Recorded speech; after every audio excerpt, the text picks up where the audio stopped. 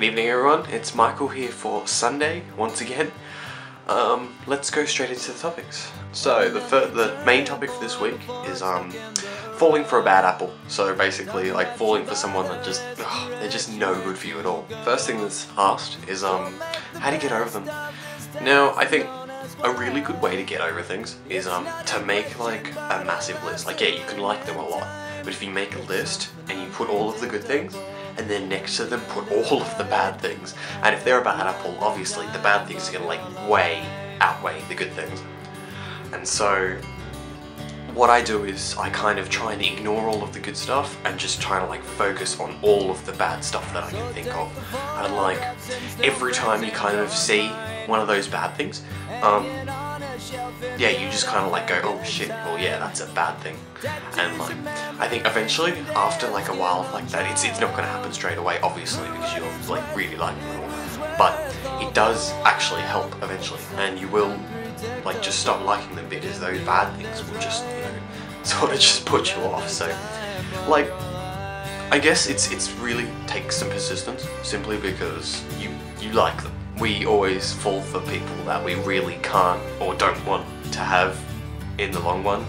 I guess, frankly, I don't know. It's just we all suck at making decisions, I guess, and yeah, I think it just always comes back to bite us in the arse. So I don't know. I think I just try and focus on all the good things on people, and I mean, I'm not gonna go for someone, I guess I've learned, without kind of like just figuring out all like the good stuff and if they are like a bad apple. So I just kind of try and work it out if I can. I've fallen for many bad apples. It wasn't great. I mean, they obviously didn't know because I knew that they were a bad apple. I just, you know, I don't know, I just fell for it and it wasn't any good. But I mean, ultimately I worked it out eventually, and I did the list thing, and it helped really like a lot. So yeah, if you have fallen for a bad apple, I think you just try and get over them as fast as you can, because it's not going to be good for you in the long run. And even if like something does happen between you or whatever, I think ultimately you'll just probably end up getting hurt. So yeah. Alright, straight into the questions for this week. The first one, what are you doing for spring break? Well, I don't have spring break because I'm in Australia, so I can tell you what I'm doing for my Easter break. Well, it's just like 2 weeks between term 1 and term 2, so for my break I am working a shitload to earn some money because I'm going to go to Japan. And yeah, other than that, I'm going to be sleeping in lots, celebrating Easter. I'm probably just going to be seeing a whole heap of family, so yeah. Is there an age that's too young to discover your sexuality, meaning like straight, gay, transgender, bi, pansexual, whatever? And how can you be sure? With that, ultimately, I think it's your choice, and I mean, I think everyone goes through stages where they can kind of question what they think.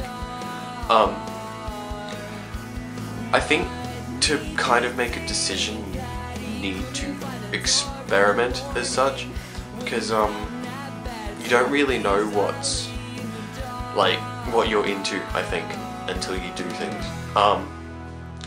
But I don't think there's anything too young as such. I mean, as long, I don't think you're going to go around at the age of 11 going, I'm bisexual, I like both. Like, I think maybe when things start changing for you, so maybe like 13, 14, maybe even 12, but I don't think anything earlier than that, like when you're still like a child, I don't think you can really make a decision until you're older and you can like think about it and stuff.